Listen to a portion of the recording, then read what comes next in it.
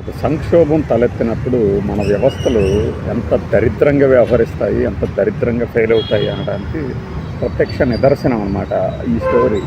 ఈ దినంలో ఒక దినం పెట్టే వార్త ఒకటి ఏంటంటే, గ్యాస్ పెట్రోల్ కొరత నానాటికి అధికమవుతుంటే సుపీరియర్ కిరోసిన్ సరఫరాకి కేంద్రం నిర్ణయం. ఇది ఒకటి చాలదా? ఒక పక్క కొరత లేదు అని కేరళంలో ప్రధానమంత్రి మోడీ గారు కేరళ రాష్ట్రంలో మీరు వారి మాయలో పడకండి, ఉచ్చులో పడకండి, ప్రచారాలు నమ్మకండి అంటూనే కావాల్సినన్ని నిల్వలు ఉన్నాయని చెప్తారు. నేను ఇక్కడ మీకు ఒక విజువల్ పోస్ట్ చేస్తాను.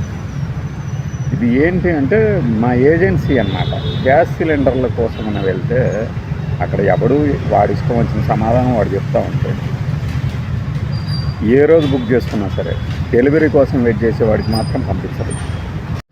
ఈ ఏజెన్సీ వాళ్ళు ఎంత పకడ్బందీగా సిలిండర్లను అమ్మకదొబ్బుతున్నారంటే చూడండి. తెలియదు, ఎవ్వరికి తెలియకుండా ఒక సందులో పెట్టుకొని ఈ డెలివరీ అనేది పూర్తిగా ఆపేస్తే ఎవడికి కావాలో వాడికి వాళ్ళు ఇచ్చుకుంటూ ఉంటారు అన్నమాట. ఇది చూసారా?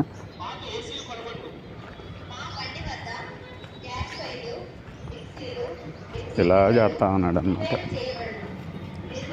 ఒకటి కాదు, రెండు కాదు.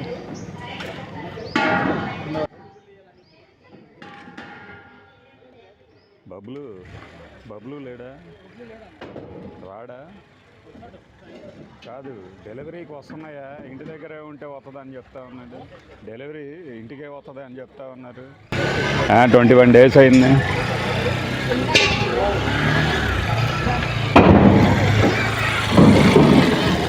ఇదిగో ఇలా నీట్గా పెట్టేసేసుకొని ఏం చేస్తున్నారు తెలుసు కదా మీకు? ఇది సంగతి. ఇంత తెలివైన వాళ్ళు చూశారు కదా, తెలివైన మనుషుల లక్షణం అన్నమాట. దీనికి పోయి కొరత లేదు, గ్యాస్ ఇది మన బ్లాక్ మార్కెటింగ్ వాళ్ళని ఏదో చేస్తాము, ఎరగదీస్తాము, పొడుస్తాము అని చెప్పడం అంతా ఒక పెద్ద హంబక ప్రక్రియ చూస్తున్నారు కదా. కానీ ఇలా సిలిండర్ పట్టుకొని వస్తే వాడికి ఒక అడ్రస్ ఇచ్చి ఆ అడ్రస్ దగ్గర మీకు సిలిండర్లు ఇస్తుంటారు, తీసుకుపోండి అంటారు. అక్కడ వాడు మళ్ళీ ఎక్స్ట్రా బాస్తాడు మన దగ్గర. మరి దీన్ని బ్లాక్ చేయటం మనకి ఏమంటారు? వ్యవస్థల్లో సంక్షోభం తలెత్తినప్పుడు వ్యవస్థలు ఎంత దరిద్రంగా వ్యవహరిస్తాయి అంటే ఇది కాదా దరిద్రం? అది మనము డెలివరీ ఛార్జీలు కూడా లేకుండా మనమే సిలిండర్ తీసుకెళ్ళి వాడి దగ్గరికి ఇస్తే వాడికి మళ్ళీ ఎక్స్ట్రా మన దగ్గర వసూలు చేయటం అవసరం కాబట్టి, అర్జెన్సీ కాబట్టి అంట. అర్జెన్సీ అంటే బుక్ చేసింది ఎవడు? కస్టమర్. ఎన్ని రోజుల తర్వాత చేసాడు? వీళ్ళు పెట్టిన పనికి మాలిన 25 రోజులు గడువు తర్వాతే కదా బిల్లు. ఇప్పుడు ఎగ్జాంపుల్ నేనే చెప్తున్నా, 16వ తారీఖు బుక్ చేస్తే ఇంతవరకు డెలివరీ అవ్వాలా? ఎవడు చెప్తుంది 3వ రోజు 4వ రోజు డెలివరీ అవుతుంది అని? ఎవడు చెప్తున్నాడు? ఎలా ఇస్తున్నారు వాళ్ళకి డెలివరీ? ఇంటికి తీసుకొచ్చి ఇచ్చారా? బిల్స్ పెట్టమనండి, నేను అంటనే మారిపోతాను. ఇది రహస్యంగా లాగా ఏజెన్సీ దగ్గరికి వెళ్తే వాడు పలానా చోట సిలిండర్ లారీ ఉంటుంది, ఆటో ఉంటుంది, పోయి తెచ్చుకోండి అక్కడ ఉంటుంది. ఈయనేమో ప్రధానమంత్రి గారేమో కొరత లేదు, నమ్మొద్దు వారి మాటలు, వారి ఉచ్చులో పడద్దు. మీ ఉచ్చులో పడ్డారుగా స్వామి, మీరు ఎరగదీస్తున్నారుగా, ఎరగదీయండి. ఇదిలా ఉంటే మరి అనవసరంగా ప్యానిక్ బుకింగ్తో అంటూ ఈ ప్యానిక్ గాళ్ళు కొంతమంది తయారయ్యారు. ఇక్కడ నోట్లోంచి మాట్లాడితే ప్యానిక్కే వస్తుంది అన్నమాట. తెలియని పల్లెటూరు వాళ్ళు కొంతమంది, అంతగా అవగాహన లేని వాళ్ళు ప్యానిక్ బుకింగ్ అంటే ఏంటి, అదేంటి? ఆన్లైన్ బుకింగ్, డిజిటల్ బుకింగ్ లాగా ప్యానిక్ అనేది కూడా ఒక బుకింగ్గా అని అడుగుతున్నారు. మరి కిరోసిన్ రోజుకి పెట్రోలు గ్యాస్ కొరత పెరుగుతుండటంతో కిరోసిన్ సరఫరాకే నిర్ణయించింది అని ఎవడు రాశాడు? ఈ దినమే రాసిందిగా. మరి దాని అర్థం ఎందుకు? కొరత ఉందా లేదా? కొరత ఉండటం సరే, ఈ బ్లాక్ మార్కెట్ల మీద దృష్టి పెట్టాలి అని చెప్పేసి ఆయన ప్రధానమంత్రి మోడీ గారు ముఖ్యమంత్రుల సమావేశంలో ఇలా పెడితే మరి ఏజెన్సీలు ఏం చేస్తున్నాయో తెలియదా? వీళ్ళకి ఏం చేయగలవో తెలియదా? కళ్ళున్న కబోదులా. అందుకే అంటుంది, సిస్టమ్స్ ఫెయిల్ అవుతుంటే ఊరక చోద్యం చూస్తా కూర్చుంటుంది. మనకి నీతి కబుర్లు చెప్తూ ఉంటారు. చక్కగా ఉండండి, క్యూ లైన్లో రండి, మీ వంతు వచ్చే వరకు ఓపికగా వెయిట్ చేయండి. ఈ చెప్పేవాడు ఎవ్వడు చేయడు. ఒకడు నా కళ్ళ ముందే 20 నిమిషాల ముందు బుక్ చేసుకొని సిలిండర్ తీసుకొని వెళ్ళిపోతున్నాడు.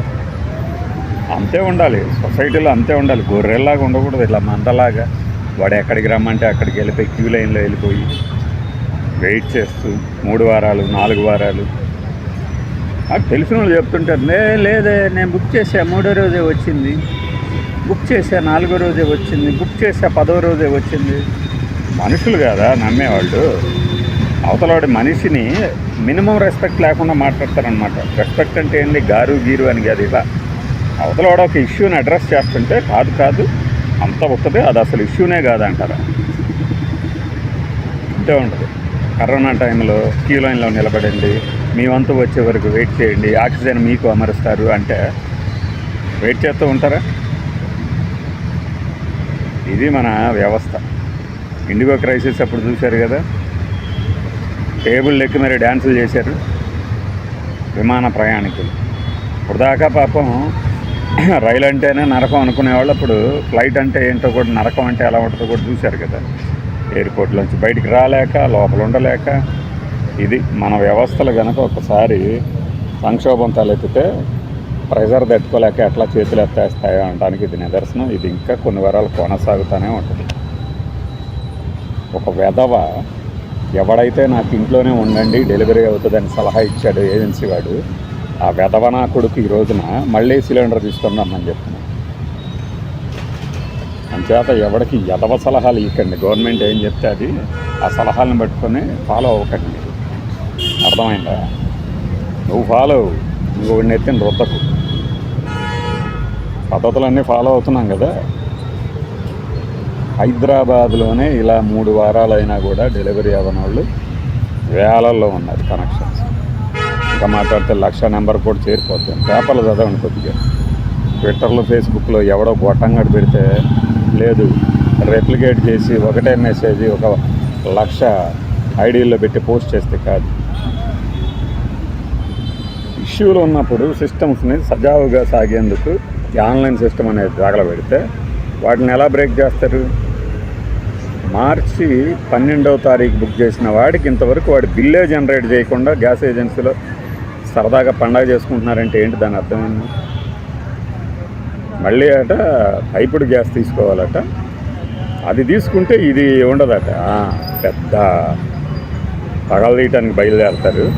అది తీసుకున్నప్పుడు తెలుస్తుంది అందులో కష్టాలు ఏంటో. అదంత ఈజీ అయితే అందరికి అదే ఇవ్వచ్చు కదా. 3 నెలల్లోపు మార్చేస్తారట. మారకపోతే 3 నెలల దాకా కూడా ఎందుకు, ఇప్పుడే మార్చేయండి ఇప్పుడే.